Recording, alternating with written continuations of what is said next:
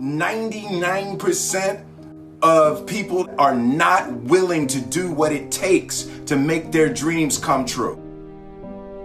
The Marines have a saying, everybody wants to go to heaven, but nobody wants to die. The center of bringing any dream into fruition is self-discipline. You know, something as simple as food and eating. It's not about your body as much as it is about your mind. It's getting command of your mind to be able to choose actions that are in your own best interest. Every day we are choosing that's not in our own best interest. So if the world is attacking you and the world wants to fight you and the world's trying to hold you down, so you're gonna kick yourself in the balls? So you're gonna stop yourself from getting what you dream. And I think the word discipline has kind of gotten a bad name. We think about it in terms of punishment. I'm not talking about discipline in that way. I'm talking about discipline in the sense that you forego immediate pleasure for the exchange of long-term self-respect. I believe that self-discipline is the definition of self-love. That when you say that you love yourself, that means that you have behavior towards yourself that is loving. Self-discipline is the center of all material success. You cannot win the war against the world if you can't win the war against your own mind.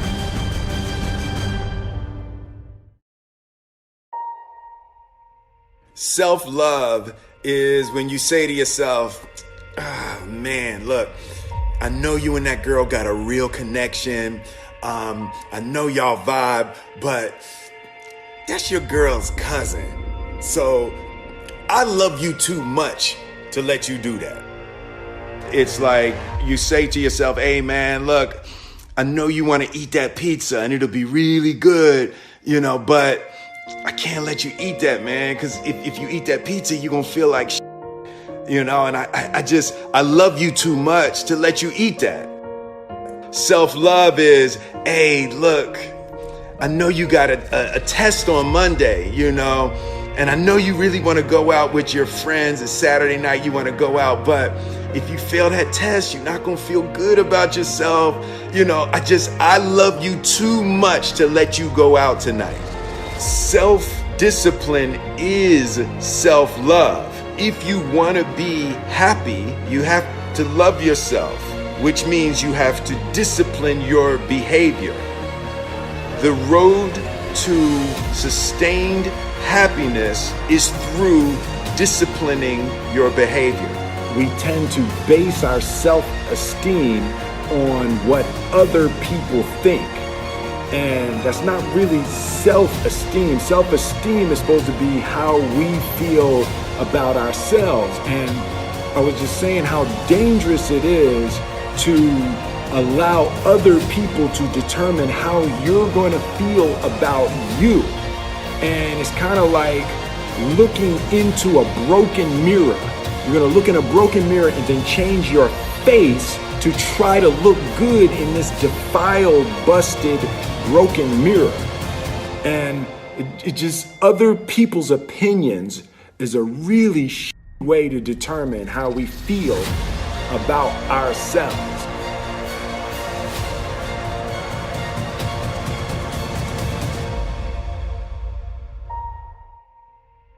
It don't matter whose fault it is that something is broken if it's your responsibility to fix it. For example, it's not somebody's fault if their father was an abusive alcoholic, but it's for damn sure their responsibility to figure out how they're going to deal with those traumas and try to make a life out of it. It's not your fault if your partner cheated and ruined your marriage, but it is for damn sure your responsibility to figure out how to take that pain and how to overcome that and build a happy life for yourself. Fault and responsibility do not go together. It sucks, but they don't. When something is somebody's fault, We want them to suffer. We want them punished. We want them to pay. And we want it to be their responsibility to fix it. But that's not how it works, especially when it's your heart. Your heart, your life, your happiness is your responsibility and your responsibility alone. As long as we're pointing the finger and stuck in whose fault something is, we're jammed and trapped into victim mode. When you're in victim mode, you are stuck in suffering. The road to power is in taking responsibility. Your heart, your life, your happiness is your responsibility and your responsibility alone. You can make a person smile, you can make a person feel good, you can make a person laugh, but whether or not a person is happy is deeply and totally and utterly out of your control. The prerequisite for spending time with any person is that they nourish and inspire you. They feed your flame. Look at your last 5 text messages. Are those people feeding your flames or dousing your fire? Put your phone down for just a second and look around. Look to the people around you. Are those people throwing logs on your fire or are they pissing on it?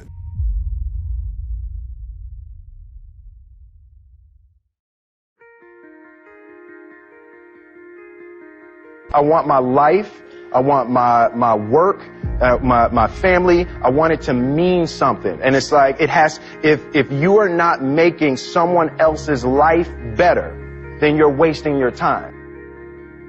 The separation of talent and skill is one of the greatest misunderstood concepts for people who are trying to excel, who have dreams, that want to do things. Talent you have naturally. Skill is only developed by hours and hours and hours of beating on your craft.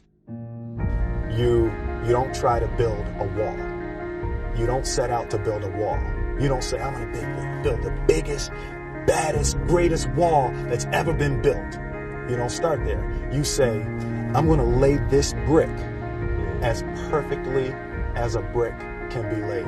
There will not be one brick on the face of the earth that's going to be laid better than this brick that I'm going to lay in this next 10 minutes. And you do that every single day. And soon you have a wall. And soon you have a wall.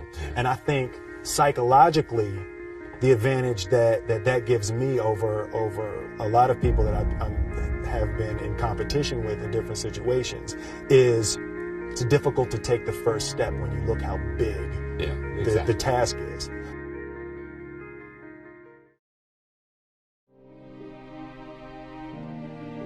The definition of who I am is very clear to me, and it also redefines who I want to be, in that I know for a fact that I'm stronger than I thought I was. You know, you can't help but ask yourself the question, what would I do if I was in Muhammad Ali's shoes? I'm motivated by fear. I hate being scared to do something. And I think what developed in my early days was the attitude that I started attacking things that I was scared of. Why were you scared in your bed the night before? What do you need that fear for? Just don't go. Why are you scared in your bed 16 hours before you jump? Why are you scared in the car? Why could you not enjoy breakfast? Fear of what? You're nowhere even near the airplane. Everything up to the stepping out, there's actually no reason to be scared. It only just ruins your day. You don't have to jump. And then in that moment, all of a sudden, where you should be terrified is the most blissful experience of your life. And God placed the best things in life on the other side of terror.